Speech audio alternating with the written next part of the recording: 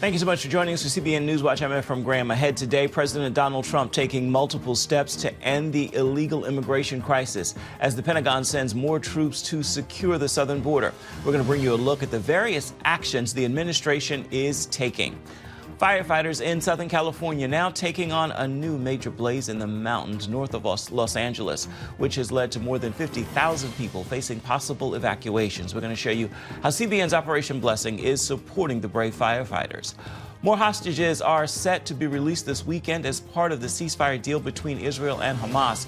We'll hear from one leading analyst about why he believes the deal cannot hold up and will collapse. And the peaceful transition of power at this year's presidential inauguration and the role faith played for so many who attended to see President Donald Trump sworn in. All those stories and more ahead right now on CBN NewsWatch. This is CBN NewsWatch.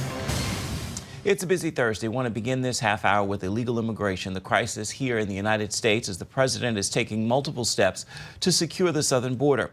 And now the Pentagon is sending more troops to the region.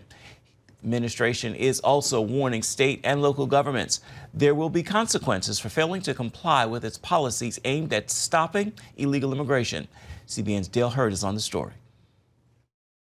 The Defense Department is sending at least 1,500 additional active-duty ground troops to the southern border in what may be only the first wave of several deployments.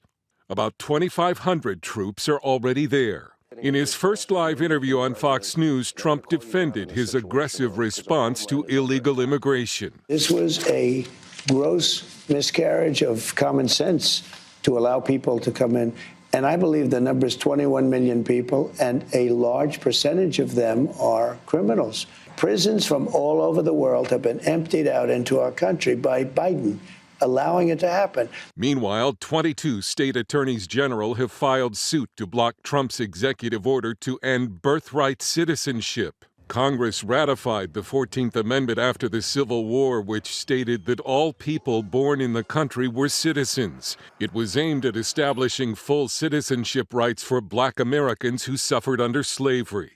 A Justice Department memo warns that state and local governments will be investigated if they fail to comply with the new immigration policies. The President's been clear, I've been clear, that right out of the gate we're looking for public safety threats. ICE agents are out there doing that now. The White House has also lifted the ban on immigration arrests at churches and schools, a change in long-standing immigration enforcement policy. At Tuesday's National Prayer Service, Bishop Mariann Budde asked Trump to have empathy for marginalized people, including undocumented immigrants. They may not be citizens or have the proper documentation, but the vast majority of immigrants are not criminals. They pay taxes and are good neighbors. I ask you to have mercy, Mr. President. However, the head of the Family Research Council, Tony Perkins, a pastor, defended ICE officers entering churches. A church is a safe haven for sinners, but not a safe harbor for rapists and murderers. But if these churches are being used to house and to harbor murderers and rapists and other criminals that are here illegally, I think the government has a right to go in and remove them. The House Wednesday passed the Laken Riley Act, named after a Georgia nursing student who was murdered last year by a Venezuelan man who entered the U.S. illegally. It requires the detainment of unauthorized immigrants accused of theft and violent crimes. 46 Democrats joined Republicans in passing the first bill the president signs. Dale Hurd, CBN News.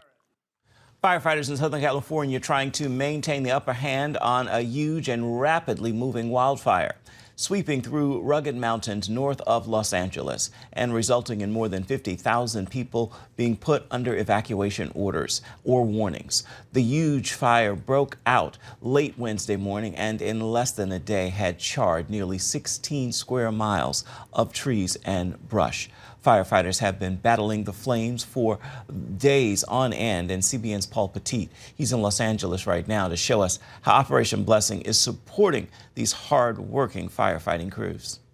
Strong winds are sparking brush fires once again in Los Angeles, placing over 10 million people under a critical fire threat. With red flag warnings expected to last through much of the week, Firefighters need all the support they can get. We work here 24 hours. Like, we get to work 6 in the morning, we won't go home till the next day. And then when fires like this happen, sometimes you're here for 5-6 days straight. Station 81 served as the location of Operation Blessing's latest effort. With LA's mayor facing fierce criticism, cutting the fire department's budget, OB sought to help. I'm like, what do you mean you can help us? No, we're good. We don't need anything. We've had so many like water, protein bars donated. Like, no, what can we do for the station? And we're not used to people asking, what can we do for the station? They immediately told us, we actually need tools. Our tools are so outdated and we have used them so much and we need to replace them. And so we decided to go over to Home Depot and get them what they needed. Operation Blessing also partnered with Youth with a Mission LA to help another station by putting together more than 100 first responder kits. I hope they feel full of hope, and know that they are not alone, that they can have people behind them that are praying for them, that are supporting them spiritually and also materially.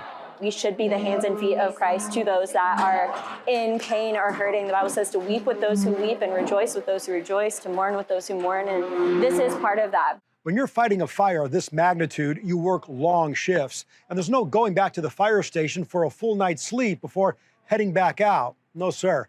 These brave firefighters are forced to sleep up in those hills next to an inferno. So often they're just working so hard, and a lot of people don't really recognize the amount of work that goes into what they're doing. So I hope that this is just kind of a small, tangible thank you to them for the work that they put in over the last couple of weeks. The Los Angeles fire chief says she's deployed all available resources across high-risk areas. And as long as that continues, Operation Blessing plans to offer available support. We typically are the ones doing the supporting, so it's nice to have somebody appreciate you, like Operation Blessing coming in and helping out with stuff. We're not used to it. We're usually on the other side of giving it, so it's nice. In Los Angeles, Paul Petit, CBN News. CBN's Operation Blessing is also working with other ministries, providing food, bottled water, and much more to those in need after these devastating fires. Now, if you would like to help Operation Blessing's disaster relief efforts in Southern California, simply go online to ob.org to find out how you can donate. Coming up, Hamas is set to release more hostages this weekend as part of that ceasefire agreement with Israel. But not everyone believes the deal will hold up. Leading analyst Jonathan Tobin of the Jewish News Syndicate tells CBN News why he believes the agreement is likely to collapse. We're going to hear from him when we come back. You're watching CBN News Watch.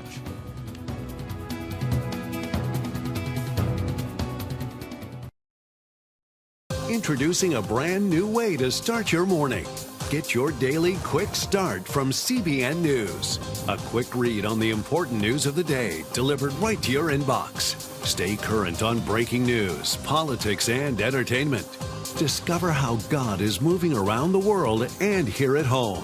Plus, get exclusive stories and daily scripture encouragement just for you. Stay informed. Go to quickstart.news and subscribe today. Hamas confirms it is set to release 4 female hostages Saturday. The announcement follows the release of 3 hostages last Sunday as part of the ceasefire agreement with Israel. On this week's episode of The Global Lane, Jonathan Tobin, editor-in-chief of the Jewish News Syndicate, stated while decent people are overjoyed with the release of each hostage, the ceasefire deal is likely to collapse because it goes against Israel's long-term interests. There's so much that is hopeful about a new Trump administration, his appointees, people like Mike Huckabee. You can go through the whole list of people involved. Even his executive orders on the first day defunding UNRWA, the UN refugee group that is basically aimed at perpetuating the war and is allied with and infiltrated by Hamas terrorists. These are all great things. But Donald Trump, on the one hand, his administration, says they're against Hamas. They want to help Israel get rid of Hamas. But this ceasefire deal that he helped broker, and that basically happened because he said it had to happen, because he said he would unleash all hell and on the Middle East, and his envoy not only, negotiated with Qatar and other Hamas enablers, but really bullied Netanyahu. Prime Minister Netanyahu pressured him tremendously to make it happen so that President Trump could have the optics he wanted on day one of his administration. But it is contradictory because this deal more or less guarantees that Hamas will take back control of most of Gaza because Israel is being forced to withdraw. It's as simple as that. It's a zero-sum game. So, of course, the ceasefire will break down because Hamas is just going to continue to demand, its right to maintain power in Gaza and to resume the war, the genocidal war that it launched on October 7th, 2023. Well, Monday in the Oval Office, the president was asked about the ceasefire. He projected a hands-off attitude, saying it's not America's war. So just how involved do you expect his administration and Secretary of State Marco Rubio to be in ending the war and ensuring Israel is supported by the United States? What difference do you expect over the Biden administration? Well, I am hopeful, and I think there's every reason to be hopeful, that Trump and Secretary of State Rubio will not be looking to second guess, to hamstring, and to stop Israel from doing what it needs to do to defend itself. That's what Biden did. I mean, he always talked out of both sides of his mouth about the war on Hamas, as did the rest of his foreign policy team. I don't think we're going to get that from Trump. Clearly the opposite. But what that means is that, he also wants there to be no foreign wars. He wants this war to end. But the only way it ends is with an Israeli victory, with Israel finishing the job of taking out Hamas. And the terms of this, hostage release deal more or less ensures that that can't happen because the ceasefire allows Hamas to rearm, reorganize, and take back control of those areas that it was kicked out of in exchange, hopefully, for all of the hostages. But even in the first deal, we didn't even get the Americans out. So there's good reason for optimism about Trump's attitude and his willingness to let Israel do what it needs to do. But with this deal, Israel's been made weaker, and it will resume the war at some point, almost certainly, because Hamas is bound to violate and not make good on the second and third phases of the deal.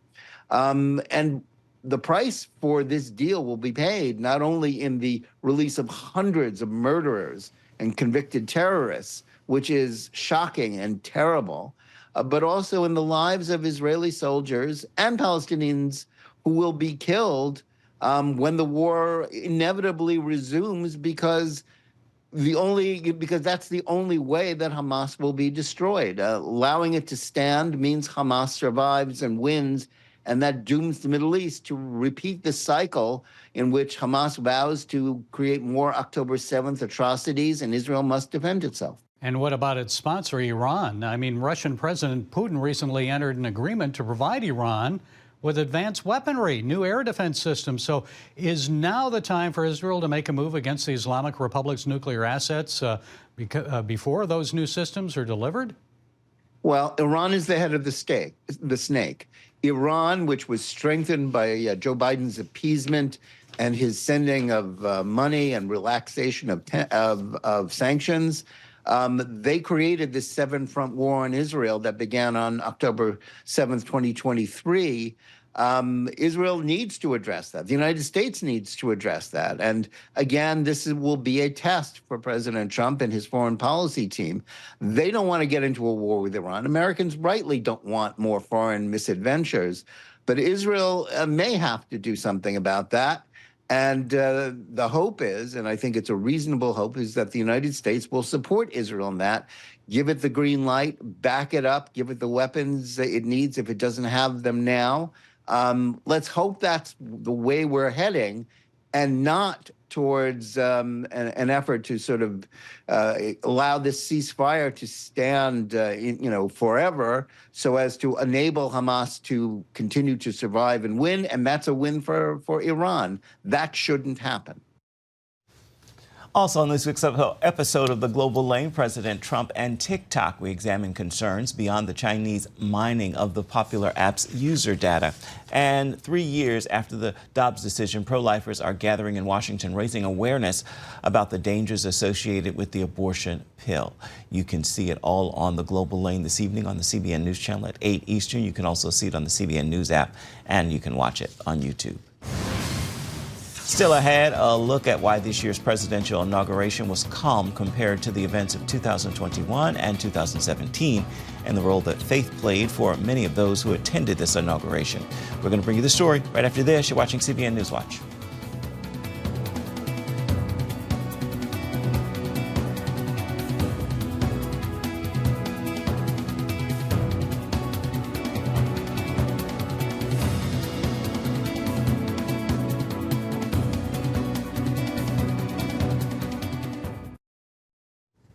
This week, America saw a peaceful inauguration in Washington, a stark contrast to the unrest, violence, and protests during past events in the nation's capital. Chuck Holton took to the streets of Washington, D.C. to explore what made the difference and how faith played a role in the experience for some of those who were there.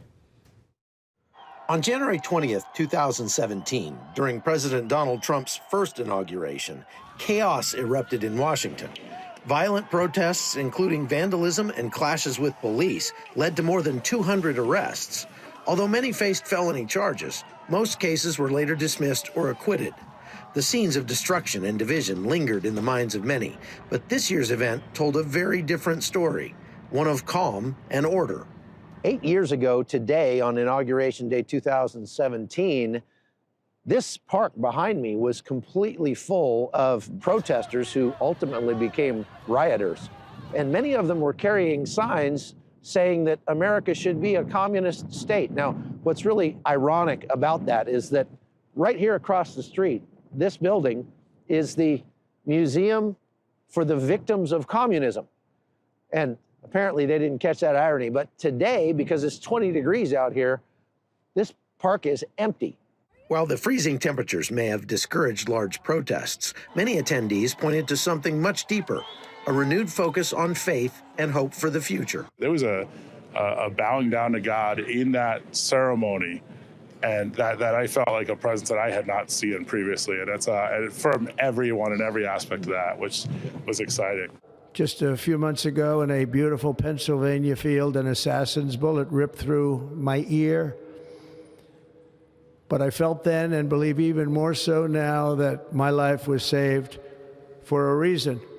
I was saved by God to make America great again.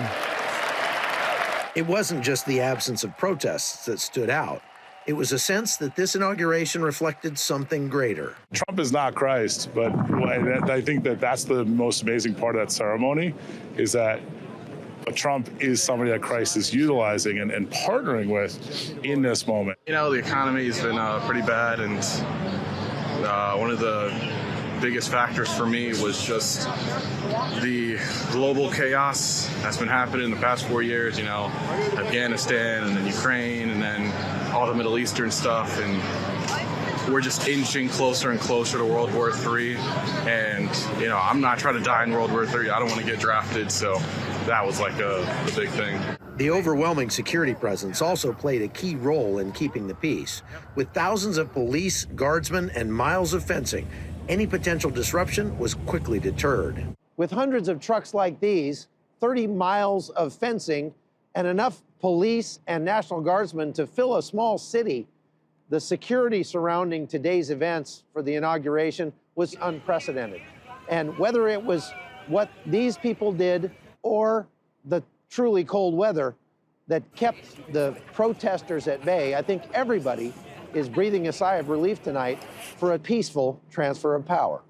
It's hard to say if the quiet we saw in Washington will continue throughout President Trump's second term, but this inauguration will certainly be remembered for being uncharacteristically calm and very, very cold. For CBN News, I'm Chuck Holton. Coming up, some people decided to go out and play after an historic snowstorm swept across the Gulf across this week. We're going to bring you a look at some of their fun times. It's including a snowball fight, as you can imagine. Looks like officers are involved. When we come back, you're watching CBN NewsWatch.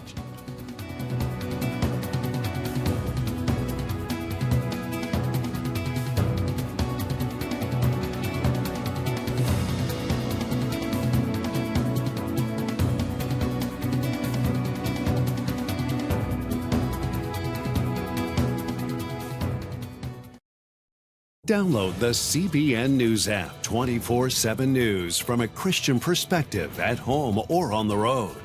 One place for all of your news. Breaking news alerts. Set daily prayer goals and pray for news stories. Read the most important news and watch CBN News Channel live. CBN News, because truth matters. Go to cbnnewsapp.com to get the app today.